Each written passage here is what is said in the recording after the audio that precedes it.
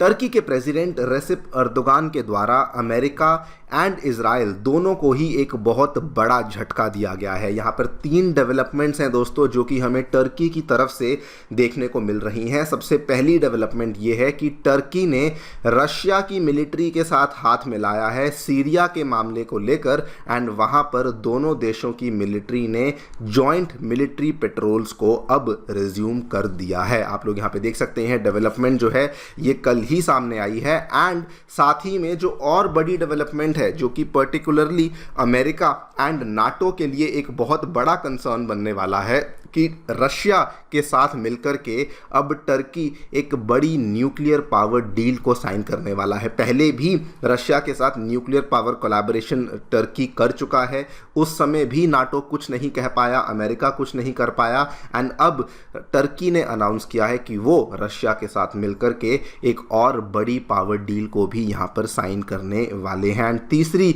दोस्तों सबसे important development जो मैं मानता हूँ, आज से 2 दिन पहले टर्की के द्वारा ईरान इजराइल मुद्दे को लेकर बहुत बड़ा स्टेटमेंट दिया गया जिसमें कि उन्होंने साफ साफ ये कहा ईरान से कि हम चाहते हैं कि आप अमेरिका और इजराइल दोनों को ही घुटनों पर ले आएं, बिकॉज जिस तरीके से इन्होंने हमास के अंदर घुसपैठ करी है, जिस तरीक़ों से इन्होंने इजराइल के आसपास के इलाकों में जो यहाँ पर प्रॉब्लम्स कॉज करी हैं, हम चाहते हैं कि ईरान अटैक करे एंड इजराइल और अमेरिका दोनों को ही घुटनों पर लाया जाए। इन सभी चीज़ों के बारे में हम लोग चर्चा करेंगे। क्या वजह है कि सडनली टर्की इतना अग्रेसिव हो चुका है with respect to Iran Israel and also discuss करेंगे ये सारी डेवलपमेंट्स कि सडनली अब रशिया के साथ मिलकर के टर्की जो है वो इतना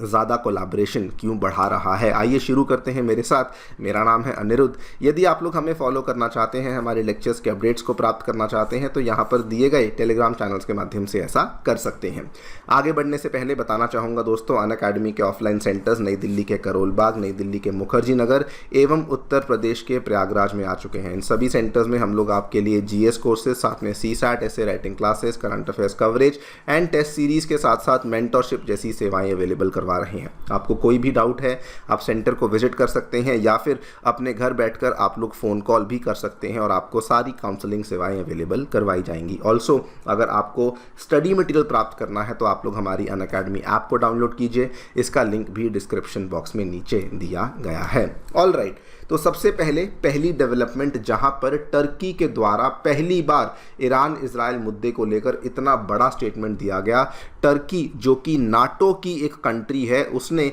ईरान के मामले में USA और इजराइल को यहाँ पे निशाने पे लिया है। यहाँ पर मैं आपको बता दूँ, ये टर्की के एम्बेसडर हैं ईरान में जिनका नाम है हिकाबी किरलांगिक। इन्होंने यहाँ पर स्टेटमेंट में क्या कहा, इन्होंने कहा कि देखिए वैसे तो हम ईरान को बताने वाले कोई नहीं है कि ईरान को क्या करना चाहिए, लेकिन हम आपको सुझाव देते हैं कि जो भी अग्रेसर कंट्रीज़ होती हैं जैसे अमेरिका हुआ या फिर इजराइल हुआ, इनको घुटनों पर लाया ही जाना चाहिए। इन्होंने बल्कि ये भी कहा कि अगर आज की डेट में ईरान किसी प्रकार का मिलिट्री एक्शन लेता है, किसी प्रकार का रिप्लाई यहाँ पे देता है इजराइल को, तो ये बिल्कुल एक रीजनेबल रिप्लाई है। और इन्होंने साथ में ये भी कहा कि जो हमास लीडर इस्माइल हानिया की असैसिनेशन करवाई गई थी, अगर ईरान उसका बदला लेता है तो इसमें कोई भी गलत बात नहीं है। देखिए ये कोई नई बात नहीं है, टर्की पहले से ही हमास को सपोर्ट करता आया था। आज से 3 महीने पहले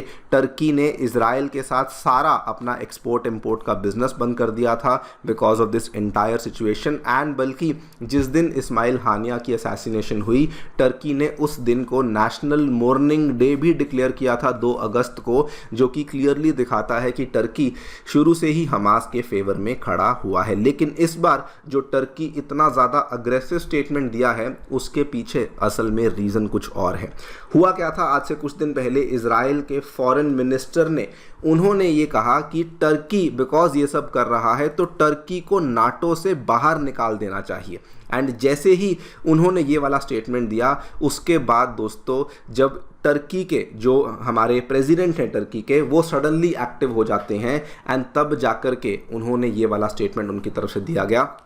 कि अब इज़राइल को घुटनों पे लाने का समय आ चुका है। बल्कि दोस्तों इतना ही नहीं, ये बातचीत इतनी बढ़ चुकी थी कि पहले जब टर्की के प्रेसिडेंट रेसिप अर्दोगान ने ये स्टेटमेंट दिया, उसके बाद टर्की के फॉरेन मिनिस्टर ने कुछ ही घंटों के बाद ये कहा कि जो बेंजामिन नेतन्याहू हैं वो नाजी लीडर अडोल्फ हिटलर से कम नहीं है, और वो जो आज चीज़ें कर रहे हैं वो बिल्कुल हिटलर जैसी चीज़ें ही उनके द्वारा करी जा रही हैं। एंड कहानी यहाँ पर ख़त्म नहीं होती। रशिया के साथ मिलकर के टर्की ने नॉर्थ ईस्ट सीरिया में, वो वाला एरिया जहां पर डायरेक्टली टर्की और सीरिया का जो बॉर्डर टच करता है, वहां पर जॉइंट मिलिट्री पेट्रोल्स शुरू कर दिए हैं। और ये भी अमेरिका को एक तरीके से इरिटेट करने के लिए, फ्रस्ट्रेट करने के लिए टर्की के द्वारा ऐसा किया गया है। बिकॉज सीरिया में हम सभी जानते हैं कि नाटो कंट्रीज बहुत एक्टिव हैं, अमेरिका बहुत एक्टिव है, लेकिन यहाँ पर टर्की का जो स्टैंड है वो कंप्लीटली अलग है। And very very big shocking surprise for America,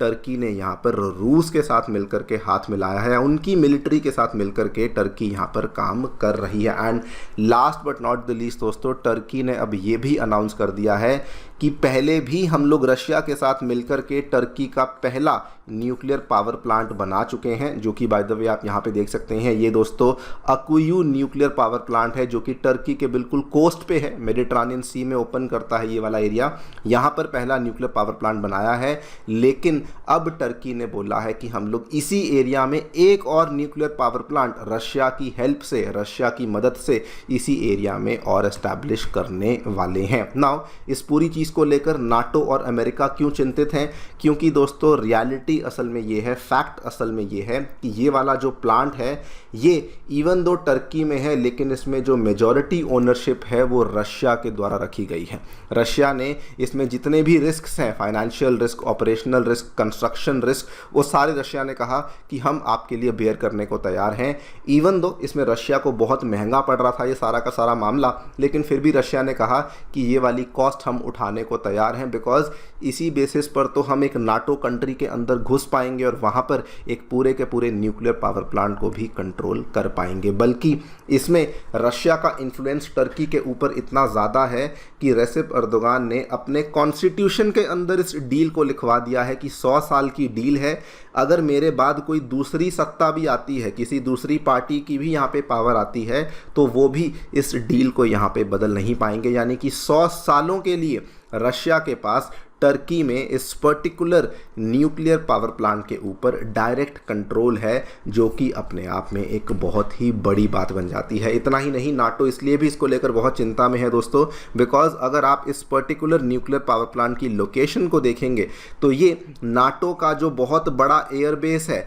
इनसिरलिक, जो कि नाटो का सबसे बड़ा न्यूक्लियर वेपन स्टोरेज माना जाता है, उस पर्टिकुलर एयरबेस से केवल 200 किलोमीटर की दूरी पर एक ऐसा न्यूक्लियर पावर प्लांट है जिसमें कि आपको मैक्सिमम जो ओनरशिप है वो रशिया की देखने को मिलती है। बल्कि इसमें यह तक कहा जाता है कि आने वाले टाइम में रशिया जो है वो अपने सैनिकों को बुला सकता है, यहाँ पर रेडार इंस्टॉल कर सकता है, इस बहाने से कि हम लोग आपको सिक्योरिटी देंगे, लेकिन at the end of the day उसी के बेसिस पर रशिया जो है वो नाटो के कई सारे जो स्ट्रेटेजिक एसेट्स हैं उनके ऊपर भी नज़र रखने में कामयाब हो सकता है। This is very very similar to जैसा हमने रिसेंटली देखा था कि ईरान के द्वारा रशिया को बहुत सारी मिसाइलें डिलीवर करवाई गई एंड यूएसए बस चेतावनी देता रहा, कर कुछ नहीं पाया, और अल्टीमेटली हमने वही देखा कि ईरान ने बोला कि अगर हमारा मन करेगा तो हम लोग जो है ये वाली मिसाइल सिस्टम रशिया को देंगे, अगर हमारा मन नहीं करेगा हम नहीं देंगे, लेकिन हम लोग डेफिनेटली अमेरिका के कहने पर यहाँ पर कुछ नहीं करने वाले हैं। ऑल इन ऑल ये एक तरीके से शोकेस करता है कि नाटो किस तरीके से एक बहुत बड़ा फेलियर बन चुका है। इन्होंने टर्की की बहुत आलोचना करी S-400 परचेज करने के लिए, लेकिन देखिए सब कुछ होने के बावजूद भी टर्की S-400 सिस्टम को परचेज कर ही पाया। बहुत आलोचना करी कि टर्की रशिया के साथ मिलकर के न्यूक्लियर पावर डील को साइन ना करे, लेकिन इन्होंने पहली डील को साइन किया जिसको कि कॉन्स्टिट्यूशन में ही लिखवा दिया गया है 100 सालों के लिए, और अब दोस्तों टर्की जो है वो रशिया के साथ मिलकर के दूसरी न्यूक्लियर डील को भी यहाँ पर साइन करने की जो प्रोसेस है उसको शुरू कर चुका है। देखते हैं क्या होता है, लेकिन a lot is changing in the geopolitics of middle east. जो भी आपकी राय है डेफिनेटली बताएं हमें कमेंट सेक्शन में। Thank you so much for listening, stay tuned.